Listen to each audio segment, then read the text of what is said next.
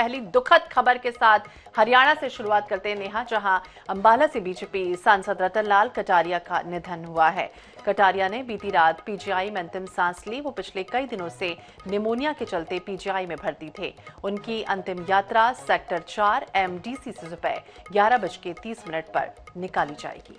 आपको बता दें कि अंतिम संस्कार दोपहर 12 बजे स्थान शमशान घाट मनीमजरा में किया जाएगा। कई वरिष्ठ नेताओं ने कटारिया के निधन पर शोक भी व्यक्त किया है। रतनलाल कटारिया का जन्म 19 दिसंबर 1951 को हरियाणा के यमुनानगर जिले के संधली गांव में हुआ था। 13 वर्ष की आयु में बाल कलाकार के रूप में प्रथम प्रधानमंत्री पंडित जवाहरलाल नेहरू जी से भी वो सम्मानित हुए थे। उनके राजनीतिक सफर की बात करें तो वह 1999 में 13वीं लोकसभा और फिर 2014 में 16वीं लोकसभा और 2019 में 17वीं लोकसभा के दौरान अंबाला लोकसभा क्षेत्र के सांसद चुने गए थे। मई 2019 में केंद्रीय जल शक्ति व सामाजिक न्याय अधिकारिता मंत्री भारत सरकार भी रहे। तो साल 2000 से 2003 तक भारतीय जनता पार्टी हरियाणा के अध्यक्ष के रूप में काम किया है उन्होंने। अक्टूबर 2000 में पार्टी की अपनी पत्रिका भाजपा की बात शुरू भी की। 1985 में रादौर विधानसभा से विधायक रहे।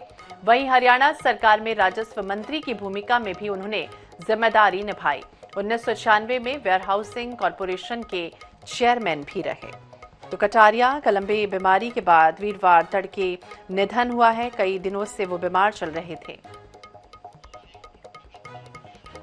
भगत सिंह गुलियानी हमारे सहयोगी अंबाला से जुड़ गए हैं। भगत, जिस तरह से बात करें, चंडीगढ़ पीजीआई में उन्होंने अंतिम सांस ली, क्या जानकारी मिल रही है? किस तरह से लंबी बीमारी से वो जूझ रहे थे और अब आज की जो प्रक्रिया है वो किस तरह से होने जा रही है? जी देखिए, पिछले काफी लंबे समय से जो अंबाला सांसद रतनलाल कटारिया वो बीमार चल रहे थे, जिसके चलते वो पीजीआई चंडीगढ़ में दाखिल थे। निमोनिया की जो बीमारी थी वो उन्हें काफी लंबे समय से थी, जो जिसका ट्रीटमेंट भी चल रहा था, लेकिन कल रात अचानक उनकी तबीयत बिगड़ गई और जिसके कारण उन्होंने चंडीगढ़ पीजीआई में अंतिम सांस ली।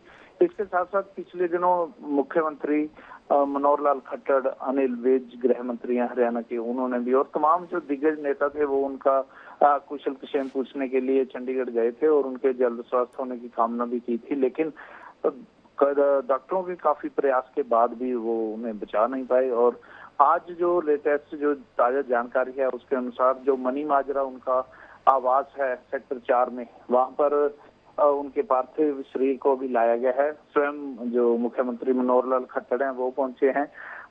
विधानसभा स्पीकर ज्ञानचंद गुप्ता भी पहुंच चुके हैं वहां पे। तो 12 बजे जो है वहां रतनलाल कटारिया का अंतिम संस्कार किया जाएगा। बिल्कुल, हरियाणा भाजपा के प्रभारी विप्लव देव भी वहां पहुंचे थे। प्रधानमंत्री नरेंद्र मोदी के खास भी माने जाते हैं। हरियाणा में शोक की लहर दौड़ गई है, जैसे जिन्होंने भी सुना। राजनीतिक क्षति कितनी जो है अब बीजेपी को होगी?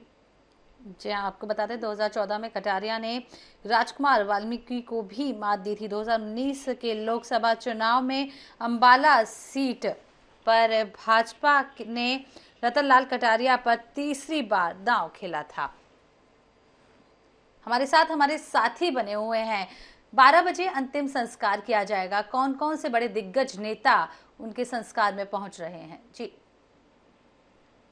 जी देखिए, क्योंकि रतनलाल कटारिया का काफी बड़ा कद था भाजपा में और पिछले लंबे समय से वो राजनीति में थे। काफी उनके जो संबंध थे वो सभी तमाम जो दिग्गज नेता हैं उनके साथ थे।